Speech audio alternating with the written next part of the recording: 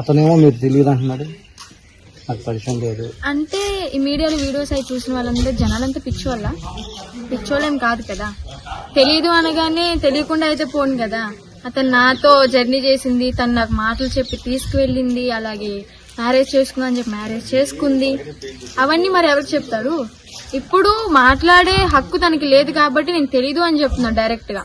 అది పోలీసుల వార్నింగో జైల్లో ఉన్న సిచ్యువేషన్ బట్టో ఏమో నాకు తెలియదు, కానీ పక్కా అయితే నేను తనకి తెలుసు కానీ తెలియదని చెప్తున్నాడు. ఎందుకంటే చెప్పుకునే పరిస్థితుల్లో లేడు కాబట్టి చెప్తున్నాడు. నా పేరు ఎత్తడానికి కూడా తను భయపడుతున్నాడంటే ఇంక మీరు అర్థం చేసుకోవాలి.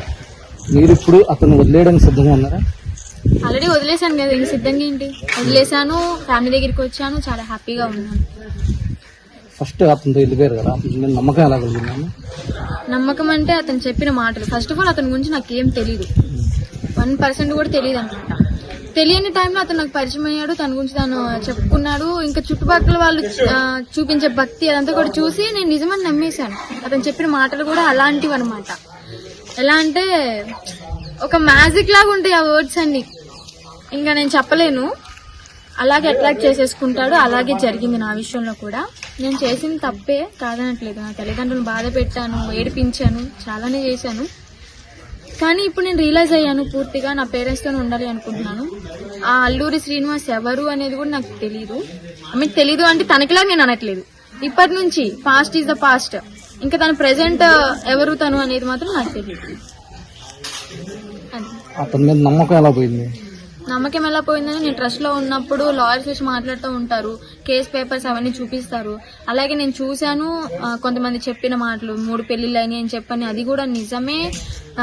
బయట వాళ్ళ దగ్గర డబ్బులు తీసుకుంటున్నాడు, అలాంటివన్నీ నిజాలు విన్నాను. కాబట్టి కొన్ని రేప్ కేసు కూడా ఏదో ఉంది అని చెప్పని తెలిసింది ఈ మధ్య. సో అవన్నీ విన్న తర్వాత నేను గుడ్డిదానిలాగా నమ్మేసుకుంటూ వెళ్ళిపోయాను అని చెప్పని రియలైజ్ అయ్యాను. అలాగా నమ్మకం అనేది పోయింది. అసలు ఎందుకురా ఇంత పెద్ద తప్పు చేశాను అని అయితే నాకు అనిపించింది అది విన్నాక. ఒక 5 to 6 months రిహాబిలిటేషన్ సెంటర్ లో గడిపారండి. అక్కడ లైఫ్ ఎలా ఉంది, ఏ విధంగా? వాళ్ళైతే మంచిగా ట్రీట్ చేశారండి. ఎప్పటికప్పుడు పేరెంట్స్ విలువ చెప్తూ వచ్చారు. కానీ ఇలాగమ్మా ఇలాగా అని, అంటే ఇది చేస్తే నీకు మంచి జరుగుతుంది, ఇలా నువ్వు పేరెంట్స్ తో ఉంటే నీకు మంచి ఫ్యూచర్ ఉంటది, ఇలా ఎందుకు చేసావు అని చెప్పని మంచి అయితే చెప్పాను. నన్ను మంచిగా చూసుకున్నారు కూడా. వాళ్ళకి మాత్రం నేను చాలా కృతజ్ఞతలు తెలుపుకుంటున్నాను, నన్ను మంచిగా చూసుకున్నానికి 6 months. మళ్ళీ యూటర్న్ తీసుకునే అవకాశం ఏం లేదా మీరు? నో ఛాన్స్, అసలు యూటర్న్ కి నో ఛాన్స్. అంతే, స్ట్రైట్ వెళ్ళడం అంతే. శ్రీనివాస్ కి ఏం చెప్పాలనుకుంటున్నారు? ఒకటైతే చెప్పాలి, ఒకటే వార్నింగ్ ఇస్తాను. నన్ను కలవాలని చెప్పని లేదా నన్ను కాంటాక్ట్ అవ్వాలని చెప్పని మాత్రం మైండ్ లో నుంచి తీసేసుకో. వీడియో ముందు మాట్లాడి ఏదేదో చెయ్యాలి అని మాత్రం చెయ్యకు.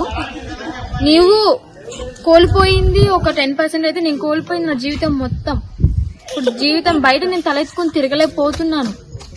అలాంటి సిచ్యువేషన్ లోకి నువ్వు నన్ను తీసుకెళ్లావు, ఒక ఊబిలోకి పడేసావు.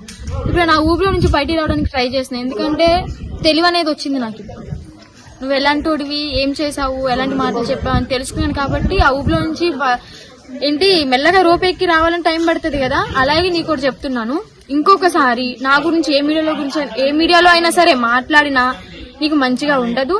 అలాగే నీకు తొందరలోనే ఒక రియాక్షన్ అనేది ఇస్తాను, దానికి వెయిట్ చేస్తూ ఉండు.